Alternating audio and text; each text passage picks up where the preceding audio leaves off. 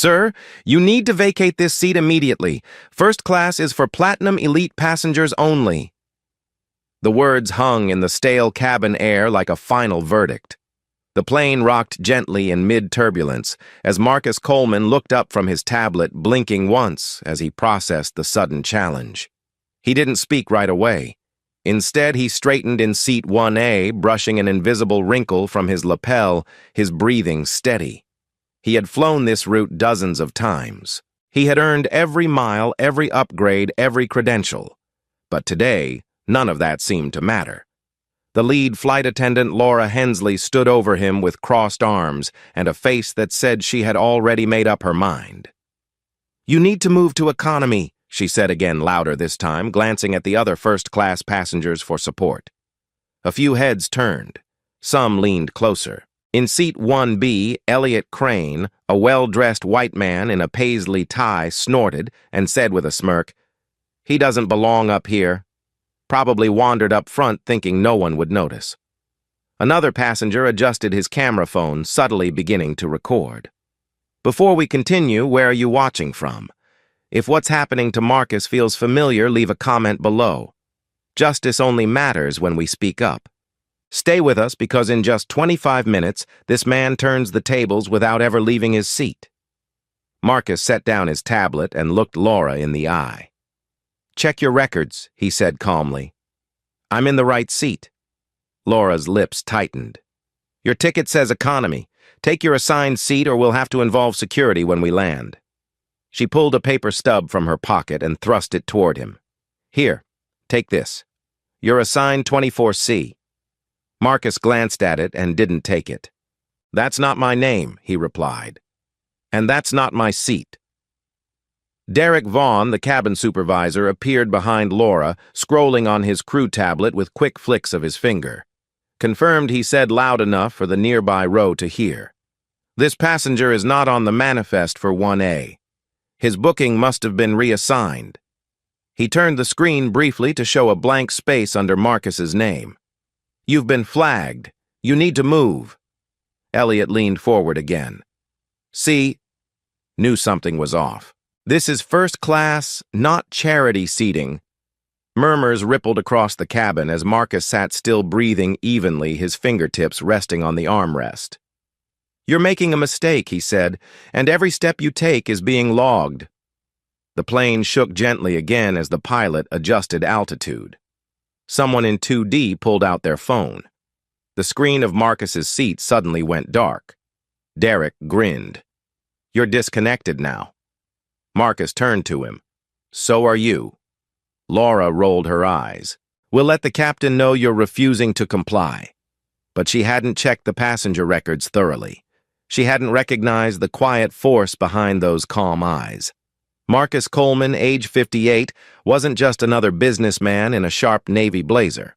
He was the founder and CEO of SkyTech Innovations, the very firm that Horizon Airlines had recently signed a multi-million-dollar contract with to modernize their passenger verification and seat reservation systems. The irony was thick, but Marcus wasn't interested in theatrics. What mattered now was exposure. What mattered was letting them dig their own grave with each careless command. Behind him in seat 2B, Jada Holmes, a SkyTech systems analyst, watched quietly, already navigating her tablet to Horizon's internal crew behavior records. In 3A, Leonard Brooks, a seasoned CNN field correspondent, had started a discreet live stream, his camera angled low, his face unreadable. In 1C, Maya Patel, an active Reddit user with a large following in R aviation, had begun recording with a single tap. In the economy cabin, Nia Carter, SkyTech's head legal advisor, was texting Marcus updates from the system logs. Derek just posted on crew chat, unauthorized in 1A. "I'm tracking everything." Up in the cockpit, pilot, Colin Hayes tapped a button near his collar that activated his personal body cam, an unofficial safety measure he'd taken since the last time he saw a black passenger falsely accused.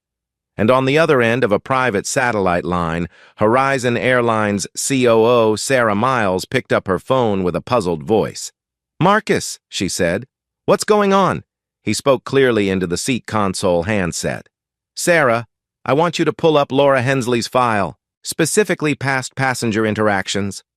There was a pause. Then Sarah's voice returned hushed and troubled. 2 documented complaints, both racial bias. One filed internally, one external. Never disciplined. I'm flagging this now." Marcus ended the call and looked at Laura without a hint of a smile. "You might want to prepare a statement," he said. "I don't think your supervisors are going to back you up much longer." Jada's tablet pinged with confirmation. Laura's record was loaded. Derek's recent system changes were visible, and Patricia Lowe, the in-flight manager, was listed as recently locking Marcus's profile without cause. Jada sent a quiet text to Marcus. "Everything's here. You're clear." "She's not." Marcus nodded. The cabin rumbled again, but it wasn't just the engines now. The tension was shifting. People sensed something was unfolding beyond a seating dispute. Maya Patel looked up from her phone and said aloud, just loud enough to carry, "This man's not causing a scene. He's being targeted." A few passengers murmured. Elliot scoffed. "He's overreacting. Just take the damn economy seat." Derek looked toward Laura. "Want me to print a removal notice?" Laura nodded. "Do it." Marcus raised his voice, not in anger, but with conviction. "Do that and you'll be explaining it on every major network before we land." It was already too late. The footage was uploading. The stream had crossed 50,000 viewers, and Jada had just entered a SkyTech override code that granted them access to crew directives quietly stored in Horizon's training app. One line caught her attention. "Prioritize elite appearance profiles when resolving conflicts." It was tagged active. She looked up stunned. "Marcus," she whispered. "I found the trigger." He didn't look away from Laura. "Send it, because in 25 minutes justice wouldn't just be spoken, it would be automated."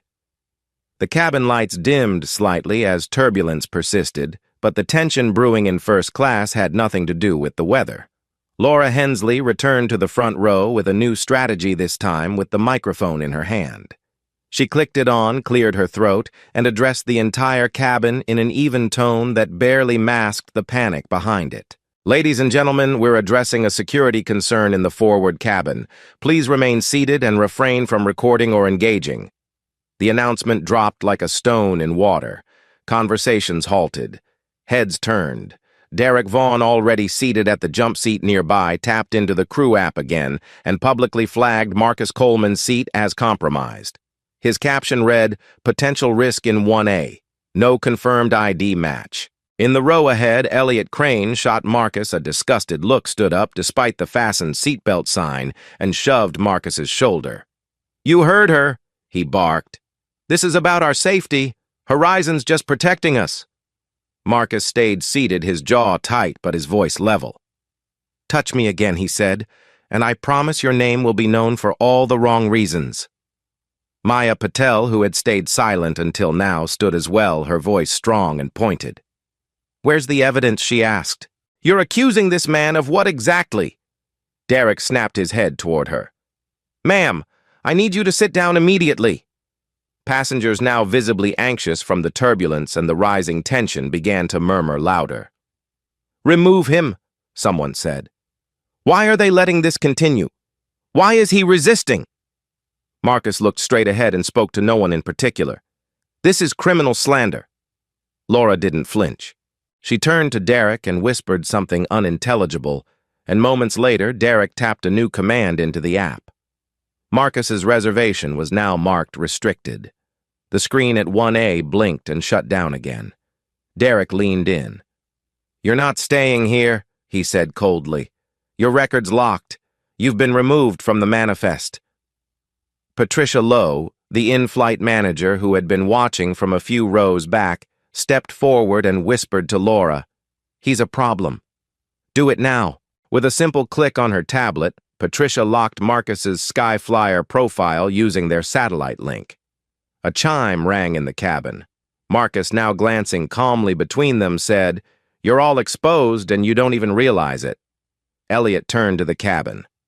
"Come on, folks. Who wants this guy up here?" He laughed and pointed. "First class isn't a shelter. Horizon's for elites." Derek, emboldened, approached with a folded sheet of paper in hand. "Mr. Coleman, this is your formal removal notice. You're to move to the economy section immediately or face legal consequences." Phones lit up. Screens glowed.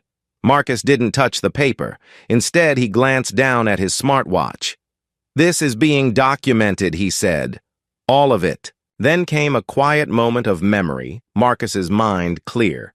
Despite the storm around him, flashed back to a conference in 2011 where a boardroom of white investors told him SkyTech would never win FAA contracts because aviation is about legacy, not disruption. That was the day he began designing SkyTech's proprietary conflict tracking system, and it was running now. In the cockpit, Colin Hayes adjusted his headset and checked a secondary feed he had just overheard Patricia, via a mistakenly open crew channel, mutter, "Older black men like him never fit right in first class." Colin blinked. Then he reached for his phone and quietly texted the quote to Maya Patel in 1C. Her eyes widened as she read the message. She looked over at Leonard Brooks, who nodded silently. He had captured Patricia's voice, too, from his live stream in Seat 3A. "We've got it," he whispered. "We have the motive." In a matter of seconds, Leonard's CNN feed crossed 150,000 live viewers. The headline beneath the video read, "Bias in the Sky Horizon Passenger Faces Allegations with No Proof." In her seat, Maya was already typing. She opened Reddit and dropped the first explosive post in R Aviation, attaching a screenshot of Patricia's directive, which Jada had quietly sent her prioritize elite appearance profiles when resolving seat conflicts. She wrote, "I'm on Horizon Flight 227. Black man in 1A being humiliated no reason. Crew is lying. They have a protocol targeting passengers by looks. We have proof." She signed off with hashtag Horizon Bias. In less than 2 minutes, her post hit the front page. 5 minutes later, it had 500,000 upvotes. The comments section exploded unreal. "Sue them. Boycott Horizon." Screenshots spread to Twitter and Facebook.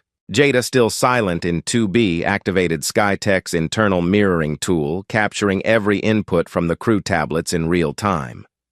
She whispered to Marcus, "The directive is active. I just found Patricia's override code." Marcus gave a slow nod, then adjusted the collar of his blazer. The murmurs in the cabin grew louder. Someone stood in the aisle. "You're not throwing him out," the man said. "This is wrong." Patricia appeared again and began ordering passengers to sit, yelling phones down, all of them. "This is confidential." But no one listened. Screens lit up everywhere now. Leonard's CNN feed had crossed 300,000 live. NBC's onboard crew in 4A began setting up a proper camera. A child in 2C whispered, "Daddy, are they bullying that man?" Derek's face was red. "That Reddit post is fake," he shouted. Patricia gritted her teeth and turned to Laura. "Confiscate the phones. I don't care how." But she didn't move. She had seen the same thing everyone else had. The entire cabin, first-class economy, and beyond was watching. And the world was watching with them. The air inside the first-class cabin had become thick with noise tension and digital heat. Patricia Lowe, holding the intercom like a weapon, clicked it on and declared, "For the safety of our passengers and crew, we are addressing a confirmed threat in the forward cabin. Remain calm." Her voice was crisp, rehearsed, the same way you'd expect a pre-recorded evacuation notice to sound. But everyone knew exactly who she meant. Elliot Crane, never one to miss a performance, stood up, snatched a drink coaster from the service tray, and flung it at Marcus Coleman's chest with a sneer. "This seat's not yours? You were never supposed to be here," he said loud enough for every aisle to hear. The coaster bounced harmlessly off Marcus's navy blazer, landing face down beside his tablet. Marcus didn't move. He picked it up, placed it back on the tray, and said, "What you just did will follow you longer than this flight." But Derek Vaughn wasn't done. From the galley, he grinned, tapped a new command into the crew app, and said coldly, "You're officially erased." A quiet beep followed. Marcus's name disappeared from the flight manifest entirely. Passengers gasped. One muttered, Did he just wipe the guy out of the system? Leonard Brooks, still streaming from 3A, zoomed in on the app screen as it flashed red. NBC's onboard producer in 4A whispered into her mic, "We're staying on this. Do not cut." Laura Hensley watched her face tightening as the consequences caught up with the lies. Marcus looked up at Patricia. "You've locked yourself into this, and the door's closing." Just behind Marcus, Jada Holmes tapped away furiously. "They've overwritten your profile," she whispered. "But I've already mirrored the code. We can flip this." In the distance, Colin Hayes sent a silent cockpit transmission he had just recorded Patricia calling Marcus an image risk. Her words, sourced straight from her headset, were already uploading to a secure drive. Elliot turned again and shouted to the whole cabin, "How much longer are we going to let this guy play victim? This is first class." "It's for people who built something, not for someone who stumbled in." Marcus blinked once. "You want to talk about building something," he said softly. "I've spent 30 years building what you're about to see fall apart." For a moment, time stilled. The screens flickered once more as turbulence rolled through the cabin like a slow wave. In his mind, Marcus was back in a New York boardroom 12 years ago, surrounded by executives who dismissed him. "Aviation belongs to institutions," one had said. "You're not one of them." That same week, SkyTech Innovations was born from his home office, funded on personal savings and a promise to his late father. Marcus had sworn then that no system would ever erase someone like him again. And now the time had come to make good on that vow. He reached down, pulled a slim SkyTech USB from his briefcase, and handed it backward to Leonard Brooks without turning. "Get this to CNN," he said. "It's time." Derek lunged forward to intercept, but Leonard already had it in his grip. In seat 2B, Jada pulled out her own secondary device and began uploading from SkyTech's secured satellite channel. "Just in case. Backup's on the way," she said. "We're taking their filter algorithm public." In the aisle, passengers whispered, "Did he just say CNN? Is he leaking something?" Patricia caught on. "Stop them," she barked at Laura. "Shut this down now." But Laura didn't move. She'd seen enough. 10 rows back, Nia Carter's phone pinged. "CNN online," the message read. "Uploading now." In 3A, Leonard opened the USB and launched the file Horizon Internal Filtering Protocol, PDF. The document was horrifying. A coded algorithm that factored race, age, and attire into automatic seat validation checks. Tags like profile mismatch risk appearance level 2 recommend reassignment. Within 2 minutes, the file hit CNN. Under the headline, "Exclusive Horizon's internal system penalizes passengers based on appearance." On screen, the anchor's voice cracked through, "This just in, CNN has obtained verified documents showing Horizon Airlines uses an internal algorithm to suppress seating rights for certain passengers. We're learning more about a man currently on board who may have triggered this by simply sitting in his assigned seat." Comments flooded in, "This is outrageous. Systemic profiling on a plane." He warned them. Within 8 minutes, the page hit 10 million views. Jada, still working in the seat behind Marcus, piped the CNN stream directly into the cabin via the in-seat screens overriding the previous flight info. One by one, passengers turned to see a CNN graphic labeled "Horizon's Biased Algorithm, The Breakdown." Patricia's face turned pale. Derek stood frozen. Elliot backed away toward 1C, muttering, "This can't be real." But it was. The numbers were real. The code was real. The system was exposed. NBC's camera turned its full attention to Marcus, who hadn't moved from his seat in 1A. He picked up his tablet, refreshed the feed, and saw the headline for himself. A quiet vibration buzzed on his wrist. It was Nia. Her message: "He just opened an investigation. You're clear to proceed." He typed back, "Shut it down." Jada leaned forward. "You sure?" He nodded once. "Kill switch protocol." She tapped the icon on her dashboard SkyTech console. "Command ready." Leonard looked at Marcus. "You planned for this?" Marcus replied simply, "I planned for every version of this." The cabin was silent. Every screen showed the same image now, Horizon's algorithm exposed, streaming live on CNN. In 1C, Maya Patel posted the video feed to Our Aviation with the caption he warned them. They didn't listen. The post surged past 1 million upvotes within minutes. Patricia turned and hissed to Laura, "Tell the pilot to lock the system, block all external access." But in the cockpit, Colin Hayes had already overridden the order. Too late, he said aloud to no one. "It's out." Marcus looked around the cabin not to savor the moment, but to mark it. This wasn't about revenge. It was about visibility. "You tried to erase me," he said calmly to Derek, Laura, and Patricia. "But I designed the system you used. And I kept a back door open. Always." And from his seat, Marcus Coleman took command of the narrative because some systems don't get fixed from the outside.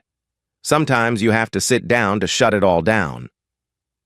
At Horizon Airline's corporate headquarters in Dallas, the mood had shifted from Friday quiet to full-blown emergency. Conference calls buzzed on speakerphones. Executives stood around glass-walled offices with furrowed brows and half-drunk coffees, refreshing their phones with shaking hands. On the central wall of the operations center, a live CNN feed played in grim silence.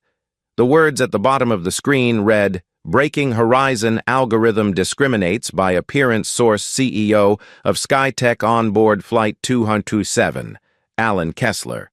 Horizon's CEO burst into the war room holding his tablet like it was a live grenade. "What the hell happened?" he barked. "Why is Marcus Coleman's name attached to this?" One of the digital officers, pale-faced and sweating, stammered, We didn't know it was him, sir." The crew flagged him as suspicious. System Auto reported a mismatch. Alan slammed the tablet on the table. "You don't mismatch a man who built your infrastructure." Patricia Lowe's name flashed across the top of the screen as CNN played back her in-flight announcement about a security concern. Alan watched the footage in stunned silence. Then he turned to legal. "Who authorized our software to scan for appearance mismatches?" A junior compliance officer shrugged. "That protocol, it was buried in a 2021 update. No one's claimed ownership since." In the corner, Horizon's media liaison whispered #Horizon Bias is trending above the Super Bowl. It just hit 20 million views. Alan rubbed his temple. "Shut down external feeds, lock social media, and someone get Patricia on the line now." But the line wasn't connecting, because Patricia was still airborne, and she had no idea her career was about to hit the tarmac harder than the plane itself. Back on Flight 227, turbulence rocked the aircraft as passengers sat riveted by the drama unfolding on their in-seat screens. The cabin wasn't angry anymore, it was silent, still watching Marcus Coleman with a kind of collective awe. He hadn't stood up. He hadn't raised his voice. Yet from seat 1A, with nothing but his tablet and a team of unseen allies, he had exposed a national scandal and forced the world to listen. Laura Hensley, who had once towered over him with orders, now hovered near the galley gripping a cabinet for balance, her eyes wide and darting. Derek Vaughn had stopped pretending to be in control. He stood frozen near the cockpit door, sweat dripping from his temple. In economy, passengers craned their necks to glimpse the first-class cabin like it was the front row of history. "Is that him?" someone whispered. "That's the guy who brought it all down." Marcus didn't react. He was scanning server logs sent by Jada from 2B. Every keystroke Patricia made, every override Derek tapped, every racist comment captured on cockpit surveillance. It was all there, compiled, tied up, ready. And then his phone buzzed. Nia Carter's message flashed. Alan just tried to blame Patricia. She blamed Derek. "They're all panicking. You're greenlit." Marcus responded with 2 words. "Do it." Jada took a steady breath and tapped a new command, SkyTech Global Override. Execute System Freeze. At that moment, Horizon's live ticketing software, used in over 70 airports and linked to more than 200 international travel partners, began to slow, then fail. Customers attempting to book flights were met with frozen screens, error messages, and blank loadouts. Agents at airport counters stared in confusion as boarding confirmations vanished. And within 5 minutes, Horizon's entire booking operation was offline. Leonard Brooks, still filming, got the message from his producer in Atlanta. They shut the system down. It's real. This is historic. He whispered to Marcus, "They're cooked." Marcus nodded once. "Not yet, but they're close." Jada leaned in from behind. "It's complete. We've locked every non-critical system. Emergency ops remain. But they can't sell a seat. Not until we release it." In the cockpit, Colin Hayes got the alert, glanced back at the chaos in first class, and smiled faintly. "Good," he murmured. About time someone held them accountable. At Horizon HQ, screens started going dark. Error alerts flooded the command center. "Booking queue down," someone yelled. "Web interface is frozen," another shouted. Alan Kessler stared mouth open as he realized what Marcus had done. "He's not exposing us," he whispered. "He's disabling us." Legal asked, "Is this cybercrime?" The CTO shook his head. "Skytech's in our vendor contract. They have fail-safe authority under abuse protocols, and this qualifies." Alan's hands trembled. "He's holding us hostage." Then a louder alert hit the main screen. Forbes. Breaking news: Marcus Coleman shuts down Horizon booking system, mid-flight airline accused of systemic discrimination. The article included Jada's screenshots, Maya Patel's Reddit post, and links to the full CNN leak. A quote from Marcus appeared in bold: "I didn't want to crash their system. I wanted to hold up a mirror. This is what happens when you design injustice into the code." The comms team dropped their phones. The legal team stood in stunned silence. Alan whispered, "We're finished." Onboard Derek tried one last time to recover control. "We can fix this," he told Patricia, whose hands trembled as she stared at her now disabled crew tablet. Maybe we can tell Marcus it was a system glitch, but she didn't reply, because her tablet had just rebooted with a new screen, one she hadn't seen before. It read, "System override initiated by Skytech Command, M. Coleman." Below it, a message pulsed, "Terminate access." She tapped it instinctively, and the screen blinked off permanently. From seat 1A, Marcus turned to her, calm, composed. "That was your last input." And then his eyes lifted to the cabin as a new notification flashed across every screen: "System suspended, pending compliance review." Marcus picked up his tablet, typed a final line into the command log, and sent it to Nia. "Now we talk terms." She replied instantly. "Forbes just hit 5 million shares. They're calling it a digital mutiny. You're trending worldwide." He set the tablet down and folded his hands. Around him, first-class passengers, once silent, complicit, indifferent, were now witnesses. No one reached for champagne. No one complained about service. They watched a man wronged in silence rewrite the rules mid-air. The plane flew on steady and smooth now, but for Horizon Airlines, the ground had already begun to fall away. At cruising altitude, with the booking system suspended and CNN streaming live to every seat screen, the cabin of Flight 227 had gone quiet, not the silence of fear, but of realization. First-class passengers who had once glared now sat still, their eyes pinned to the man in seat 1A, who hadn't raised his voice, hadn't moved an inch, and yet had brought an entire airline to its knees. Marcus Coleman tapped once on his tablet, sending a secure message to Nia Carter. "Bring Alan in. I want him face-to-face." And 5 minutes later, a live video feed blinked onto the cabin's overhead screens. There, in a boardroom back in Dallas, stood Alan Kessler, tie loosened, face pale, flanked by 2 Horizon attorneys and 1 visibly shaken PR rep. He cleared his throat. "Marcus," he began, his voice strained, "we're asking you to restore the system. This has become a crisis beyond your personal case." Marcus didn't blink. "Your crisis began the moment your crew decided my presence was a threat." I'm here to resolve it, but I do so on my terms. Alan tried to recover. We're prepared to issue a formal apology and investigate the matter fully. Marcus looked down at the list on his screen and read aloud without emotion. Fire Laura Hensley. Fire Derek Vaughn. Fire Patricia Lowe. Ban Elliot Crane from future flights. Acknowledge your algorithmic bias publicly. Then we talk about restoring your system. The attorneys murmured off-screen. Patricia, watching the screen from the galley, staggered back a step, her face flushed. He can't do this, she whispered. But the crew tablets were still locked, still flashing Marcus's override. They could do nothing but watch. Alan swallowed hard. We'll need a moment to confirm termination protocols. Marcus raised one brow. You don't have a moment. Your booking loss is just past $14 million. Every minute is a mile deeper. Derek, arms folded and jaw clenched, shook his head. This is a setup. You people and your... He stopped himself, realizing too late the entire plane was listening. Leonard Brooks's CNN stream was now echoing that moment to viewers across the country. Laura tried to step forward. I didn't mean harm. I was just doing my job. But Marcus turned to her, measured and cool. Your job was to serve, not to decide who deserves dignity.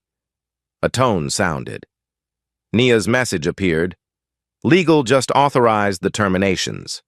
They're doing it live, all three. A new feed appeared on screen showing Horizon's boardroom as 3 internal emails were projected on the wall: termination of Laura Hensley Flight Services, termination of Derek Vaughn Cabin, Supervisor, termination of Patricia Lowe in-flight operations. One by one, the 3 were formally dismissed. Alan looked up, the weight in his voice unmistakable. They're gone. We've done as you asked. Now please unlock the system. Marcus didn't answer immediately.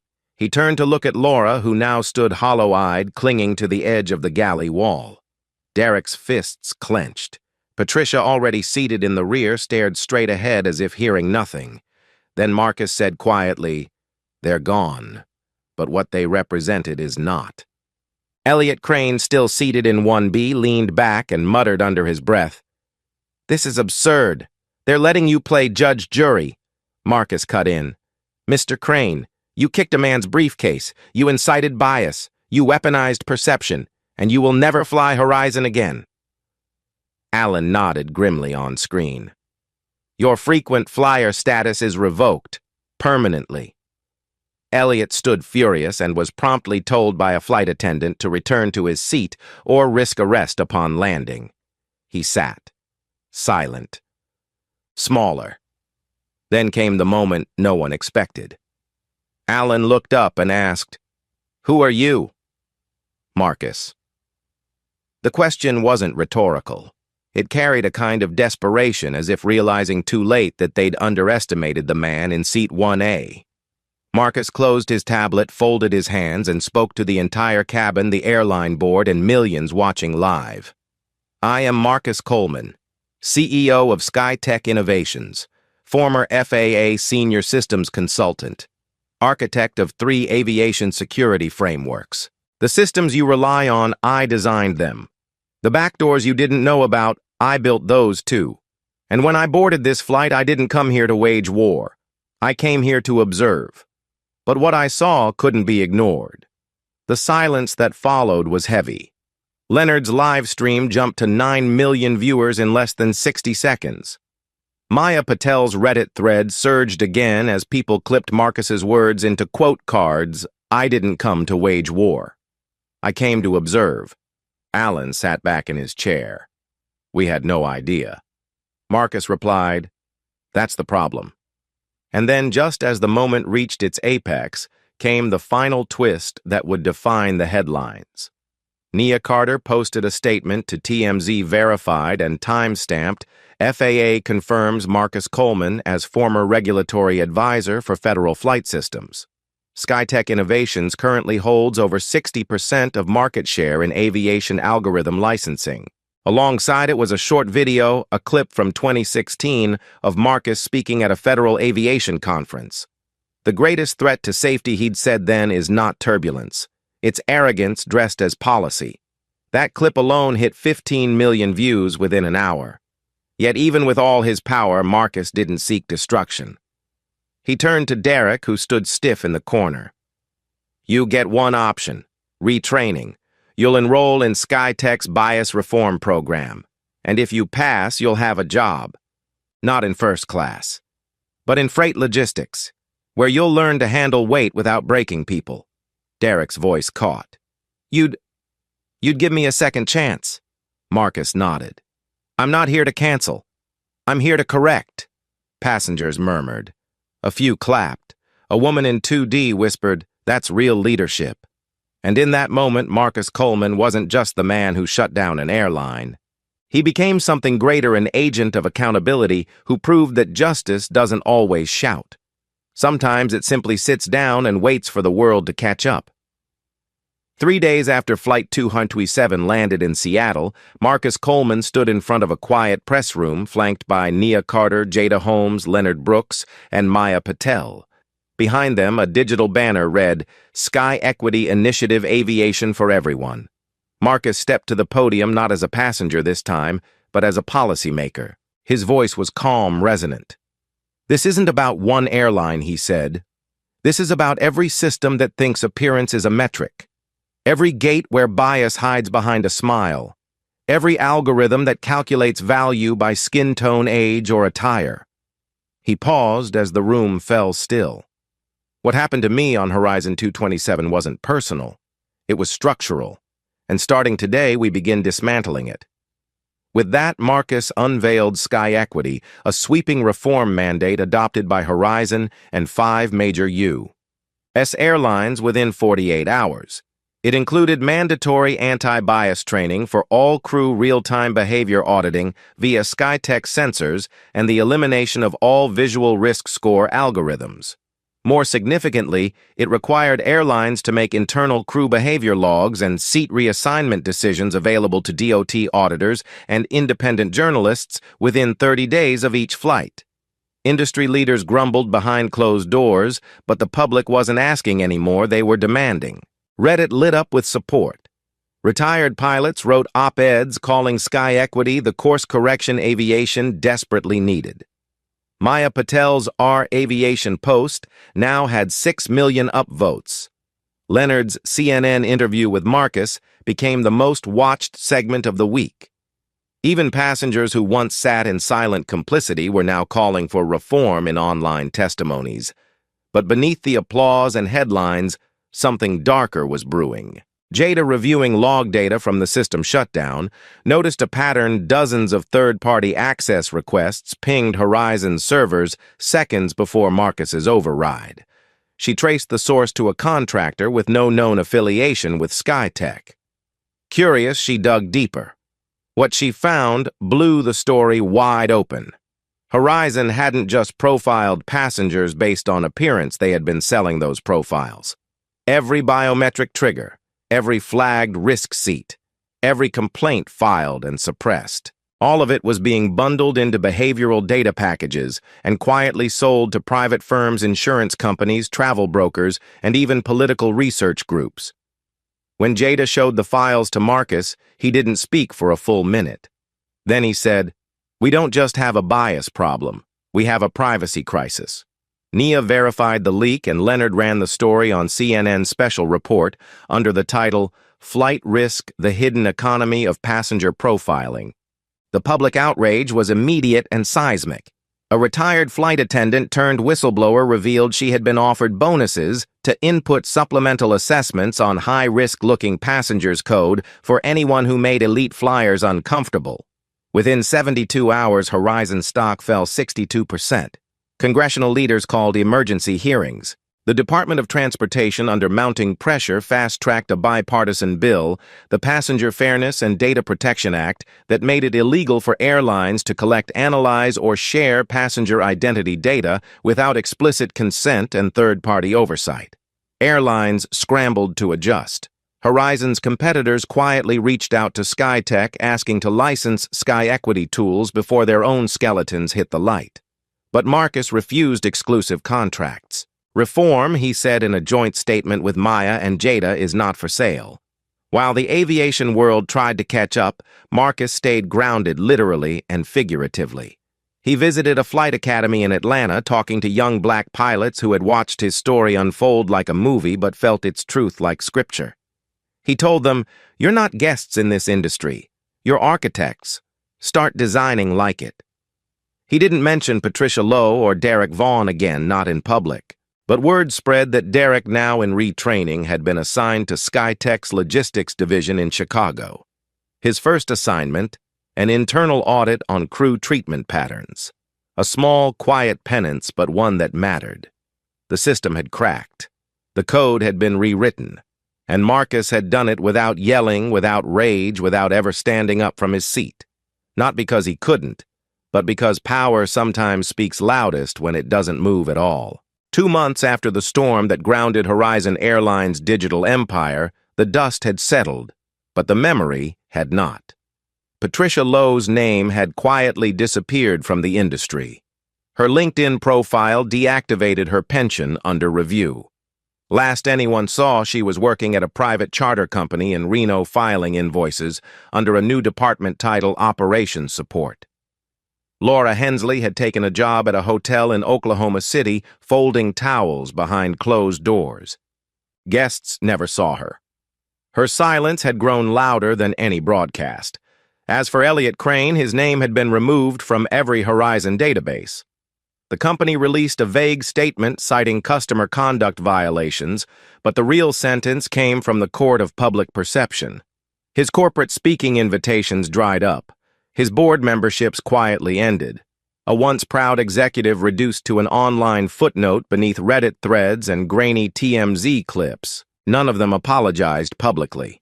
None had to. The world had already seen them in action. But justice wasn't the full measure of the moment, because Marcus Coleman didn't believe in ruin for its own sake. He believed in accountability with a door still open if someone chose to walk through it. And one person did. Derek Vaughn. Assigned to SkyTech's logistics office in Chicago, Derek showed up on time, took notes during retraining, and never once asked for special treatment. He sat in the back, studied hard, and when asked why he gave the same answer every time, "Because someone gave me another shot." One Friday morning, Marcus visited the site unannounced. He stood in the break room quietly as Derek wrapped up a workshop on conflict resolution. The room clapped. Derek turned and froze.